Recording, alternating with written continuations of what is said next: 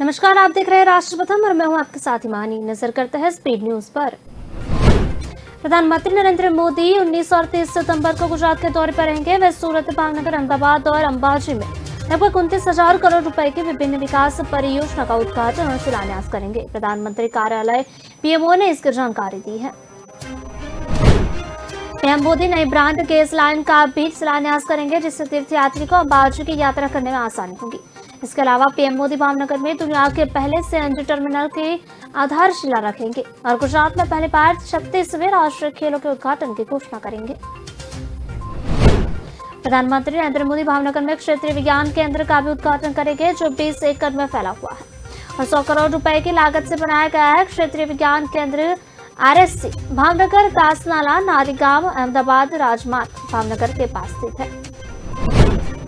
प्रधानमंत्री मोदी 30 सितंबर 2022 को Ahmedabad metro rail परियोजना के पहले चरण को हरी झंडी दिखाएंगे। यह थलतेज अपेरल पार्क को जोड़ने वाली 21 किलोमीटर की दूरी को कवर करेगा। 12,925 करोड़ की कुल लागत से विकसित इस महत्वाकांक्षी परियोजना के पहले चरण में 40 किलोमीटर का विस्तार शामिल है, जिसमें 32 गलियारे भी शामिल है। प्रधानमंत्री मोदी भावनगर में APPL कंटेनर परियोजना का भी उद्घाटन करेंगे।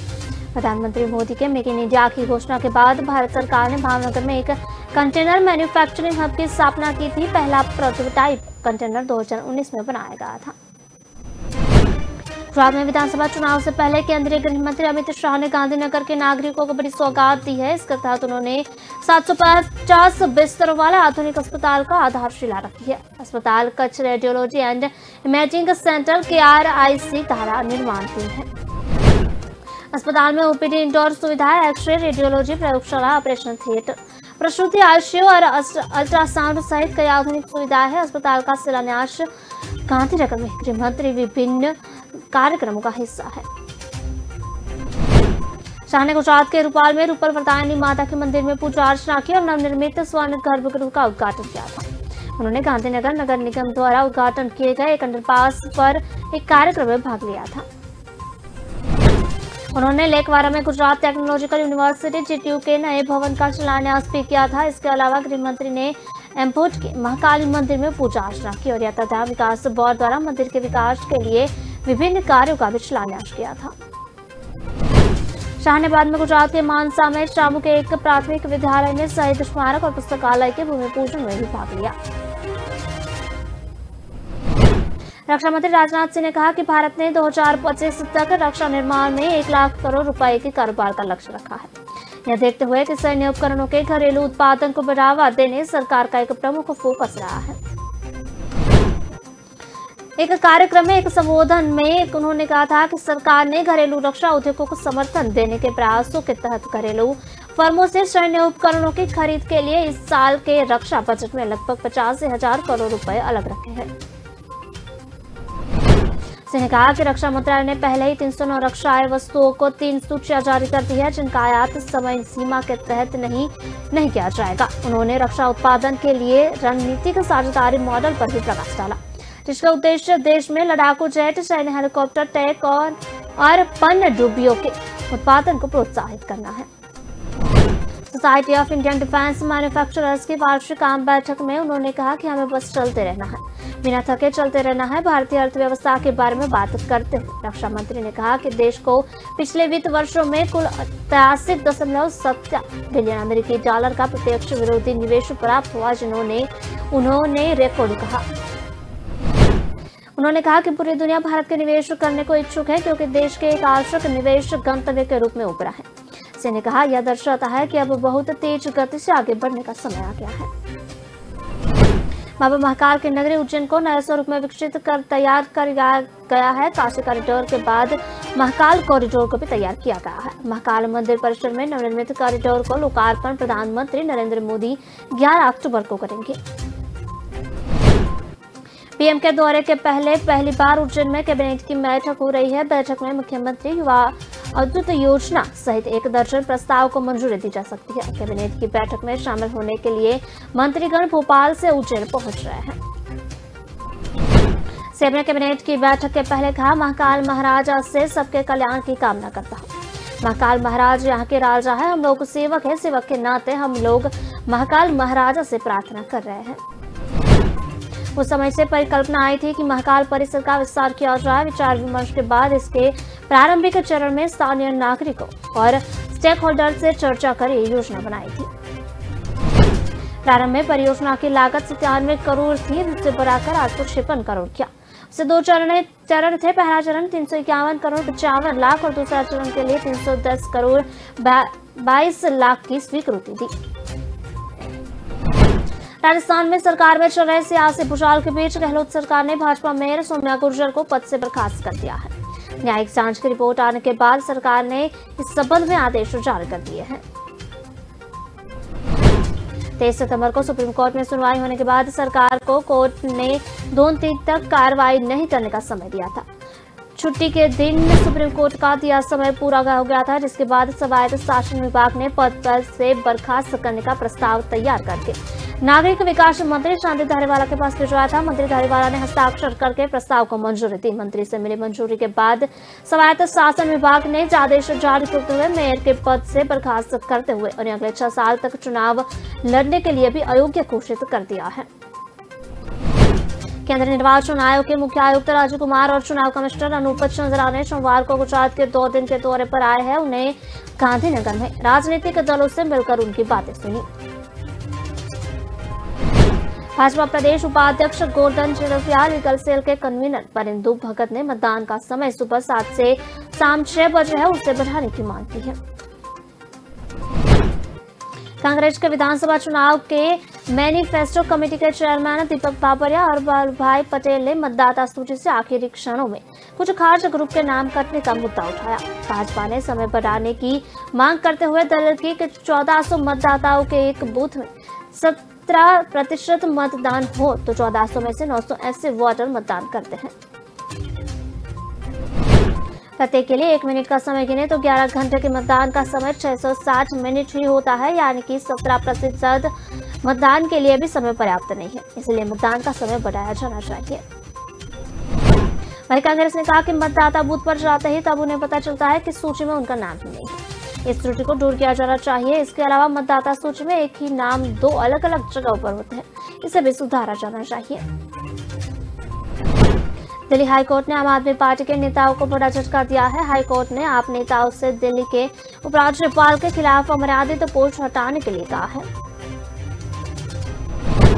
जानकारी के मुताबिक हाईकोर्ट ने दिल्ली के उपराज्यपाल विनय कुमार सक्सेना के पक्ष में अंतरिम आदेश पारित किया है। हाईकोर्ट ने आम आदमी पार्टी के नेताओं को दिल्ली के उपराज्यपाल के खिलाफ कथित अमर्यादित पोस्ट हटाने के निर्देश दिए हैं। बता दें कि आम आदमी पार्टी के प्रमुख नेताओं संजय सिंह, सौरभ भारद्वाज, अतिशी समेत कई के विरुद्ध दिल्ली के उपराज्यपाल विनय कुमार सक्सेना ने मानहानि का मुकदमा दायर किया था। कोर्ट ने आप नेताओं को एलजी विनय कुमार सक्सेना के खिलाफ सोशल मीडिया पर अमर्यादित पोस्ट हटाने के लिए कहा है। कोर्ट ने इससे पहले 22 सितंबर को इस मामले में फैसला सुरक्षित रख लिया था। मानहानि का केस हुआ था। मानहानि का केस फाइल करने से पहले एलजी विनय कुमार सक्सेना ने आपके नेताओं को नोटिस जारी कर सफाई मांगी थी, लेकिन आम आदमी पार्टी के नेताओं ने इसे इनकार कर दिया था। नवरात्र पर्व के पहले दिन बिलासपुर में रिवर व्यू रोड पे अरपा नदी के तट पर हजारों दिए जलाकर अरपा नदी के संरक्षण का संकल्प लिया गया। इस अवसर पर अरपा नदी की महाआरती भी की गई। इस अरपा तट जगमग हो उठा। इस महाआरती का ड्रोन वीडियो भी सामने आया है, जिसमें अरपा नदी और शहर की सुंदरता देखते ही बन रही है। अरपा अर्पण महाअभियान समिति की ओर से अरपा नदी को संरक्षित करने के लिए जन आंदोलन चलाया जा रहा है। इस अभियान के तहत अरपा नदी को स्वच्छ रखने के साथ ही अरपा नदी के किनारे पौधारोपण किया जा रहा है। बीते साल से समिति के संयोजक श्याम मोहन दुबे और पदाधिकारियों के साथ ही सदस्यों की ओर से नवरात्र पर्व के पहले दिन अरपा मैया की महाआरती की जा रही है।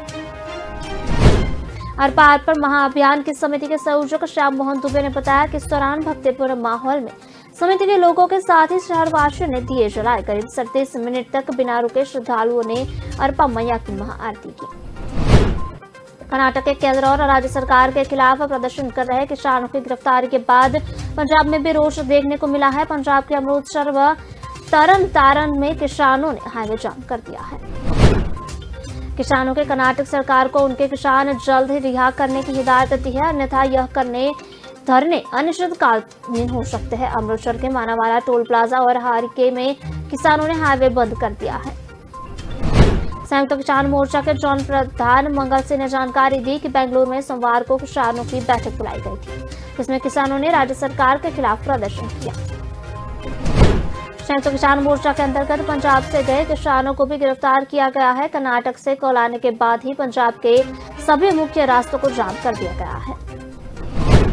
मंगल सिंह ने बताया कि धरना किसानों को रिहा कराने के लिए लगाया गया है। जब तक किसान रिहा नहीं होते धरने जारी रहेंगे। अमृतसर से मानावाला टोल प्लाजा और हरिके पे भी संयुक्त किसान मोर्चा के लोग बैठ गए हैं। किसी भी वाहन को हाईवे से गुजरने नहीं दिया जाएगा।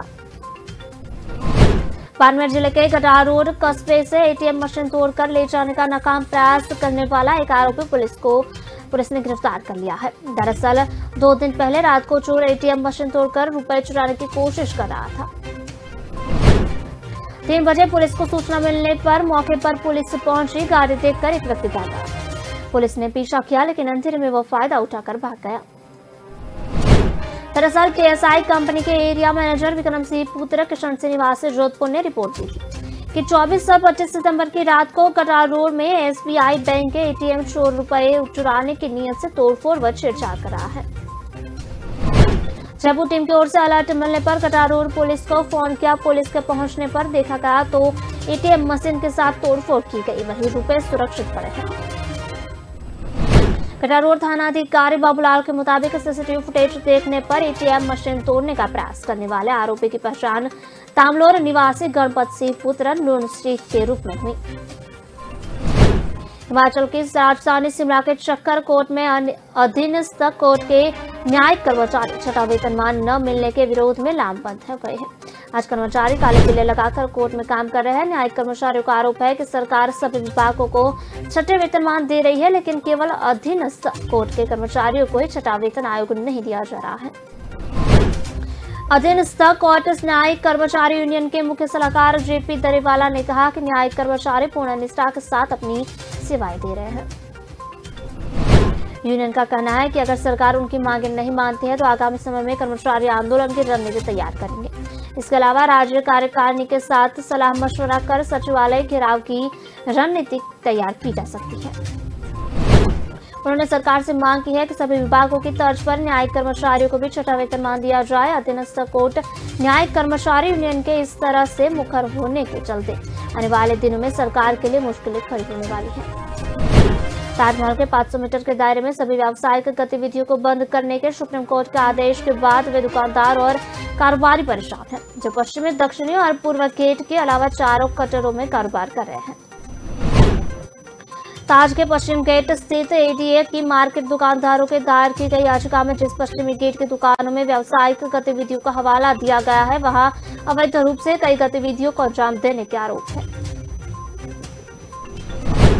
दुकानदार लॉकर की तरह से पर्यटकों का सामान बिना जांचे परखे रख रहे हैं। वहीं पर्यटकों के साथ ठगी की गई घटनाएं पश्चिम गेट पर हो चुकी है। दक्षिणी गेट पर ताज की दीवार से सटाकर पूरा बाजार तैयार हो गया है।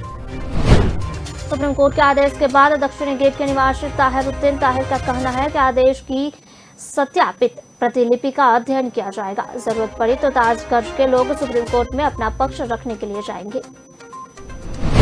इससे पहले भी वर्ष 1996 में अपना पक्ष रखने के लिए ताजगंज के लोग सुप्रीम कोर्ट का दरवाजा खटखटा चुके हैं। तब अवैध निर्माण को लेकर सुप्रीम कोर्ट के आदेश की प्रशासन ने मनमाने ढंग से व्याख्या कर ली थी। दुकानदारों का कहना है कि ताजमहल के आसपास होटलों और दुकानदारों में पर्यटकों के सहारे ही कारोबार चलता है। अगर यहाँ व्यावसायिक गतिविधियां बंद हो गई तो हजारों लोगों के सामने रोजी रोटी का संकट खड़ा हो जाएगा। भारत में फेक न्यूज के जरिए धार्मिक उन्माद फैलाने की कोशिश करने वाले 10 यूट्यूब चैनलों को सरकार ने ब्लॉक कर दिया है। इसके अलावा 42 वीडियोज को भी भारत में प्रतिबंधित किया गया है। सूचना एवं प्रसारण मंत्री अनुराग ठाकुर ने सोमवार को यह जानकारी दी। एक आधिकारिक बयान में कहा गया कि जिन वीडियो को प्रतिबंधित किया गया है उन्हें कुल मिलाकर 1.30 करोड़ बार देखा जा चुका है। उनमें दावा किया गया है कि सरकार ने कुछ समुदायों के धार्मिक अधिकार छीन लिए हैं। ठाकुर ने कहा, इन चैनलों में ऐसी सामग्री थी जो समुदायों के बीच भय और भ्रम फैलाती है। मंत्रालय ने कहा कि उदाहरण के लिए सरकार द्वारा कुछ समुदायों के धार्मिक अधिकार छीनने, धार्मिक समुदायों के खिलाफ हिंसक धमकियों और भारत में गृह युद्ध की घोषणा करने जैसे झूठे दावे शामिल हैं। इसमें कहा गया है कि मंत्रालय द्वारा प्रतिबंधित किए गए कुछ वीडियो का इस्तेमाल अग्निपथ योजना, भारतीय सशस्त्र बलों, भारत का राष्ट्रीय सुरक्षा तंत्र, कश्मीर से जुड़े मुद्दों पर गलत सूचनाएं प्रसारित करने के लिए किया जा रहा था। बयान के अनुसार यह सामग्री राष्ट्रीय सुरक्षा और दूसरे देशों के साथ भारत के मैत्रीपूर्ण संबंधों के नजरिए से झूठी और संवेदनशील मानी गई। इसमें कहा गया है कि इन वीडियो को प्रतिबंधित करने का आदेश सूचना प्रौद्योगिकी नियम 2021 के प्रावधानों के तहत 23 सितंबर को जारी किया गया। शारदीय नवरात्रि की धूम हर जगह देखी गई। चित्तौड़गढ़ शहर में कई बड़े आयोजन किए जा रहे हैं। शाम को पंडालों में शुभ मुहूर्त पर मां की प्रतिमा स्थापित की गई और उसके बाद डांडिया रास शुरू किया गया। 9 दिनों तक चलने वाली नवरात्रि की चमक शहर में हर कोने में देखने को मिली। 2 साल बाद इतने बड़े स्तर पर आयोजन हो रहे हैं। शहर में विभिन्न जगहों पर गरबा महोत्सव का धूमधाम के साथ आयोजन हो रहा है। गली मोहल्लों में सारे गरबा पंडालों में साझा होते ही मां जगदम्बा की आरती के बाद डांडिया रास आयोजन शुरू किया जा रहा है। देर रात्रि तक डांडिया की खनक के साथ गुजराती और मेवाड़ी गीतों पर युवा नेता झूमते नजर आते हैं। शहर की विभिन्न कॉलोनियों में इस तरह के आयोजन हो रहे हैं। पहले दिन शहरवासी डांडिया को लेकर काफी उत्साह दिखे। सभी ने अलग अलग ड्रेस में डांडिया खेलते हुए नजर आए। पंडालों में गुजराती गरबा, मेवाड़ी और फिल्मी गानों की धुन सुनाई दी। आम आदमी पार्टी के नेता व विधायक सोमनाथ भारती ने आरोप लगाया कि भाजपा ने दिल्ली में दंगा कराने की नाकाम कारस्तानी की थी। पूर्व सांसद शहाबुद्दीन को आईटीओ के पीछे कब्रिस्तान में दफनाने का फोटो दिखाकर भाजपा ने दिल्ली के अंदर दंगा करने का प्रयास किया। इस संबंध में उन्होंने उपराज्यपाल के सबूत सौंपे हैं। आप नेता सोमनाथ भारती ने पार्टी मुख्यालय में संवाददाता सम्मेलन में कहा कि भाजपा ने 16 सितंबर 2022 को एक वीडियो रिलीज किया था जिसपे लैंड जिहाद के संबंध में बताया गया था। उन्होंने वीडियो दिखाते हुए कहा कि बिहार के पूर्व सांसद शहाबुद्दीन की तिहाड़ जेल में कोरोना से मौत हुई है। यह फोटो आईटीओ के पीछे कब्रिस्तान में उन्हें दफनाने का है। उन्होंने भाजपा का फोटो और असली फोटो दिखाकर कहा कि भाजपा ने दिल्ली और देश को गुमराह किया है। कि आम आदमी पार्टी कब्रिस्तान बनाने जा रही है, इस कारण दिल्ली में दंगे होने के आसार हो गए थे। राजस्थान के राज्यपाल कलराज मिश्र ने कहा कि उनके राज्य में कांग्रेस के अंदर चल रही उठक पाठक के पार्टी का आंतरिक मामला है। इस पर निर्णय कांग्रेस पार्टी को भी लेना है। राजस्थान में अल्पसंख्यक तुष्टिकरण के सवाल पर कहा गया है कि टेलर मास्टर कन्हैयालाल की हत्या के पीछे किसकी साजिश थी, इसका पता लगाने के लिए एनआईए की जांच चल रही है। विपक्षी गठबंधन के रुझान के बारे में पूछने पर कहा कि इस संबंध में क्या हो रहा है मैं कुछ बता नहीं सकता। होटल से निकलकर वह पूर्व सांसद राजेश पांडे के कशरा स्थित आवास पर पहुंचे, जहां उनका स्वागत किया गया। इस दौरान रामकोला के विधायक विनय प्रकाश गौड़, कुशीनगर के विधायक पीएन पाठक, पूर्व विधायक पवन केडिया, रजनीकांत, मणि त्रिपाठी, विनय राज, राधेश्याम पांडे, जगदम्बा सिंह, जेपी शाही आदि मौजूद रहे। देश की नारी शक्ति अब सिर्फ अर्थव्यवस्था ही नहीं बल्कि सुरक्षा का जिम्मा भी संभाल रही है। भारतीय वायुसेना की महिला पायलट अपनी ताकत से देश का भारतीय वायुसेना में इस समय 1300 महिलाएं अधिकारी ग्राउंड और एयर ड्यूटी कर रही है। महिलाएं पायलट अरुणाचल प्रदेश, असम के पूर्वी सेक्टर में फाइटर एयरक्राफ्ट और चॉपर्स उड़ा रही है। देश में बने LH ध्रुव मार्ग के तीसरे चॉपर्स को महिलाओं की ओर से उड़ाते हुए तस्वीरें सामने आई है, जिसे देखकर सीना गर्व से फूल रहा है। पूर्वी कमान में भारतीय वायुसेना के अधिकारियों ने बताया कि महिला पायलट और ग्राउंड क्रू ऑफिसर्स देश भर में तैनात है। वहीं दुनिया के सबसे ऊंचे युद्ध क्षेत्र सियाचिन ग्लेशियर सेक्टर से लेकर अरुणाचल प्रदेश के विजयनगर तक देखा जा सकता है, जो कि पूर्वी लैंडिंग ग्राउंड है। Su-30 MKI fighter jet fleet के भारत के पहले weapon system operator flight lieutenant Tejaswi ने कहा कि हमारे पास शानदार महिलाएं हैं, जिन्होंने पुराने बंधनों को तोड़ दिया है। राजस्थान में मुख्यमंत्री पद को लेकर अशोक गहलोत और सचिन पायलट के बीच लड़ाई दिल्ली पहुंच गई है। कांग्रेस अध्यक्ष सोनिया गांधी को अब अंतिम फैसला लेना है। अटकल है कि पूरे विवाद के दौरान सचिन पायलट गुट की चुप्पी का बड़ा राजनीतिक फायदा पायलट को मिल सकता है। दूसरी ओर कहा जा रहा है कि इस पूरे विवाद के चलते अशोक गहलोत से सोनिया गांधी काफी नाराज है। राजस्थान के मुख्यमंत्री अशोक गहलोत को कांग्रेस हाईकमान नया राष्ट्रीय अध्यक्ष बनाना चाहता था। इसके लिए गहलोत की जगह किसी दूसरे को राजस्थान का मुख्यमंत्री बनाना था। नए नेता के चुनाव के लिए सोनिया गांधी ने वरिष्ठ नेता अजय माकन और मल्लिकार्जुन खड़गे को पर्यवेक्षक बनाकर रविवार को राजस्थान भेजा। रविवार शाम कांग्रेस विधायक दल की बैठक होनी थी। विधायक के रुख के चलते माकन और खड़गे को बिना बैठक के ही सोमवार को वापस दिल्ली आना पड़ा। दिल्ली पहुंचकर माकन और खड़गे ने सोनिया गांधी से पूरी स्थिति के बारे में जानकारी दी और गहलोत के खेमे के अनुशासनहीनता को लेकर भी नाराजगी प्रकट की। पंजाब विधानसभा सेशन में आम आदमी पार्टी सरकार ने विश्वास मत पेश कर दिया है। सीएम भगवंत मान ने इसे पेश किया। मंत्री हरपाल चीमा और अमन अरोड़ा ने इसका समर्थन किया। इसकी वोटिंग अब 3 अक्टूबर को होगी। इससे पहले कांग्रेस विधायक को विश्वास मत पेश करने कानून के खिलाफ बताया। उन्होंने विधानसभा में जमकर नारेबाजी और हंगामा किया, जिसके बाद स्पीकर ने उन्हें बाहर जाने को कहा। इसके बाद उन्होंने बाहर जाकर प्रदर्शन शुरू कर दिया। भाजपा ने ऑपरेशन लोटस के आरोप को झूठा बताया, वॉकआउट कर दिया। इसके बाद भगवंत मान ने विरोधियों पर जमकर निशाने साधे। उन्होंने कहा कि बाहर भाजपा खाली पुलाव बना रही है, कांग्रेस क्या कर रही है यह पंजाब के लोग देख रहे हैं। इससे पहले विश्वास मत के लिए स्पेशल सेशन बुलाने को लेकर आप सरकार और गवर्नर बीएल पुरोहित में खिंचतान चली थी। गवर्नर ने पहले इसे मंजूरी दी, लेकिन बाद में रद्द कर दिया था। इसे मंजूरी देने से पहले गवर्नर ने एजेंडा मांग लिया था। सीएम भगवंत मान ने तीखी प्रतिक्रिया दी तो गवर्नर ने उन्हें संविधान की धाराएं पढ़ने को भेज दी थी। मुंबई के बहुचर्चित पात्राचल घोटाले में करीब 2 माह से जेल में बंद शिवसेना संजय राउत की जमानत पर आज सुनवाई हुई। विशेष पीएमएलए कोर्ट में सुनवाई के दौरान राउत कचहरी में खड़े रहे। राउत के वकील ने जमानत देने के पक्ष में अपनी दलीलें रखी। इन पर ईडी के वकील अगली तारीख को अपना पक्ष रखेंगे। बहरहाल कोर्ट ने मामले में सुनवाई 10 अक्टूबर तक टाल दी है। इसके साथ ही 5 अक्टूबर को दशहरे पर भी राउत जेल में ही रहेंगे। इन पर उक्त घोटाले में बिल्डर व डेवलपर से घूस लेने का आरोप है। ईडी ने इस केस से जुड़ी मनी लॉन्ड्रिंग मामले में उन्हें 1 अगस्त को गिरफ्तार किया था।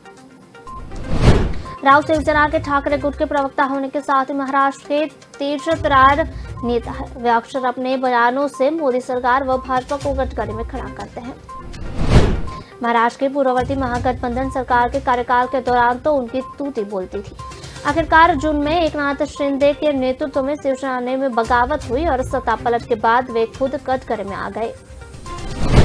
उनके खिलाफ भ्रष्टाचार व एक महिला नेता को धमकाने का भी मामला दर्ज किया गया है। विशेष अदालत ने इससे पहले 19 सितंबर को राउत की न्यायिक हिरासत 14 दिनों के लिए बढ़ा दिया था। राउत को 6 घंटे लंबे पूछताछ के बाद गिरफ्तार किया गया था। 31 जुलाई को ईडी ने महाराष्ट्र के पूर्व सीएम उद्धव ठाकरे के करीबी राउत के घर छापा मारा था। आज के स्पीड न्यूज में बस इतना ही। विस्तार से खबरें पढ़ने के लिए आप हमारी वेबसाइट का भी प्रयोग कर सकते हैं। हमारे वेब का पता है www.kalamkartavya.com। हमारी कलम ही हमारा कर्तव्य है। इसी उद्देश्य के साथ आप खबरों को राष्ट्रप्रथम के साथ देखते रहिए। नमस्कार।